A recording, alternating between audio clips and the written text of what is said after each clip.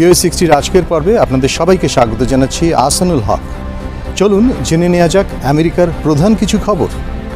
যুক্তরাষ্ট্র বলছে সিরিয়ার মানবিজ শহরে তুরস্কপন্থী যোদ্ধা এবং সিরিয়ান কুর্দিদের মধ্যে যুদ্ধবিরতির মেয়াদ বাড়ানোর ব্যাপারে যুক্তরাষ্ট্র মধ্যস্থতা করেছে। কুর্দিদের দখলে থাকা সীমান্ত শহর কোবানের ওপর তুরস্কের হামলার আশঙ্কার মধ্যে এই সমঝোতা হয়েছে। ইউনাইটেড হেলথ কেয়ারের নির্বাহী প্রধানের হত্যাকাণ্ডের দায়ে অভিযুক্ত ব্যক্তির বিরুদ্ধে খুন এবং সন্ত্রাসী খুনের অভিযোগ দায়ের করা হয়েছে। নিউ ইয়র্কের কৌশলীরা বলছেন ২৬ বছর বয়স্ক লুইজি মানজিওনি সব অপরাধে দোষী সাব্যস্ত হলে প্যারোল ছাড়া বাধ্যতামূলক যাবজ্জীবন কারাদণ্ডের সম্মুখীন হবেন।